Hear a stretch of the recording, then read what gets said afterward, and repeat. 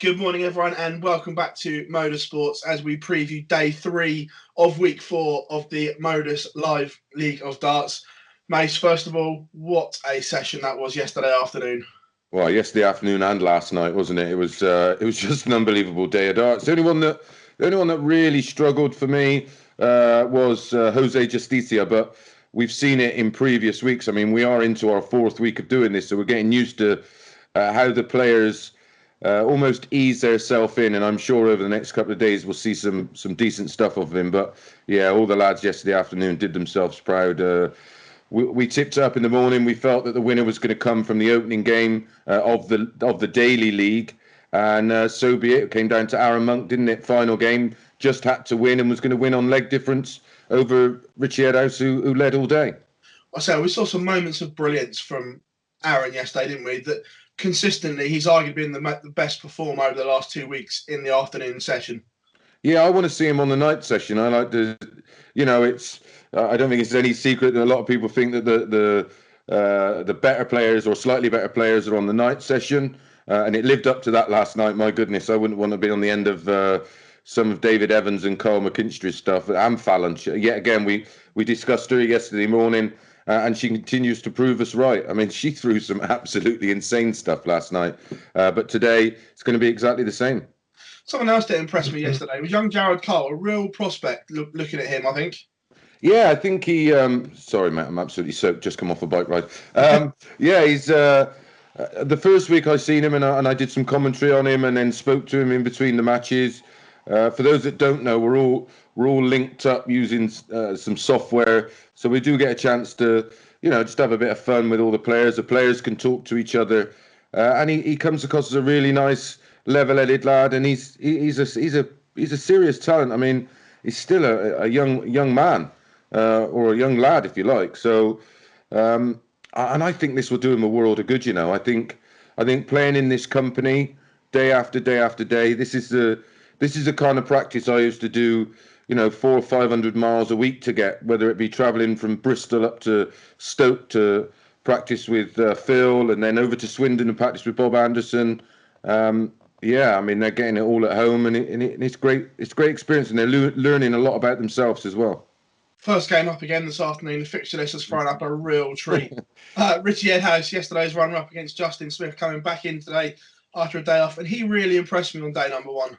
Yeah, I didn't know a lot about him, to be honest. Hands up. I don't follow a lot of the development tour stuff. I should do, I think, but as far as I go, I probably look at the Challenge Tour maybe, and then I don't really look any further sort of into the other tours or the. I should do more because. All the talent we're seeing, in the JDC will eventually leak through into the development tour, and then we'll see our next gen all over again. But that Justin Smith from Wales is some player, and again another young man. And like Richie Edhouse on his first day, won 3 of his 4 matches. So this is intriguing. And that was Justin Smith's first day in playing in this environment. Will he get better? I think he will, if I'm being honest. I think he's a real danger.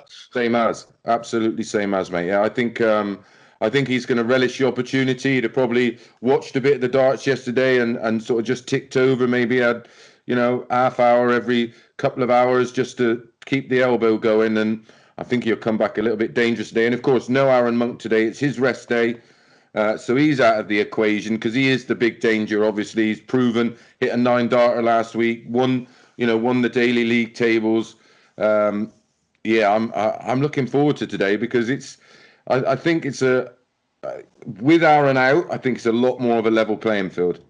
Yeah, agreed. I think obviously the smart money would be on Edhouse or Smith, but or Cole. I was about to say after yesterday, I've got a little seeking suspicion that Jared Cole's going to have a huge say in what happens today.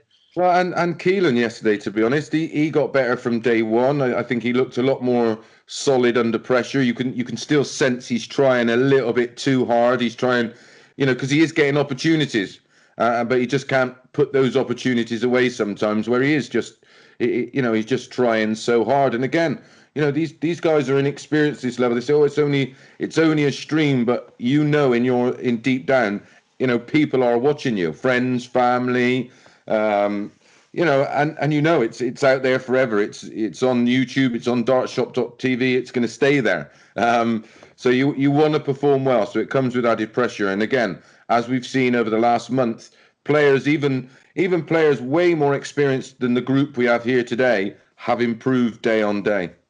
From a bookie's point of view, I've just got the odds up here as we're chatting. First up, Richie Ed has 5-4 favourite, 11-10 for Smith. Like we said yesterday, is that 11-10 on Smith a little bit tempting after what we saw on day one? Yeah, I mean, let's be honest. Richie dodged a bullet in the first game. He was 4-1 down. We thought the price was a little bit too big, so it's not going. Look, we told you so. He really should he have won? Probably. Well, we know he shouldn't have won. At 4-1, Monkey shouldn't be losing 5-4, and he was absolutely raging afterwards. And then he was 4-2 down against Keelan Kay, and Keelan mismatched darts. He come back and won that one.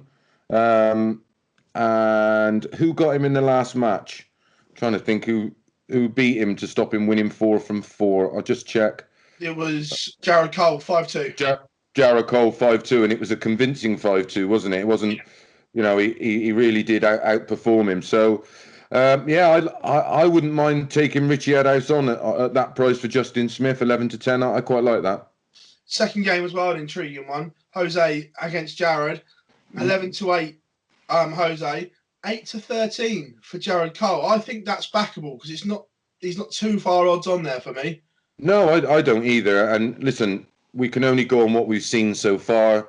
And to be honest, there's been the odd leg here and there, but Justicia's problem is he's hitting a 140 and then following it with a 59 or a 45.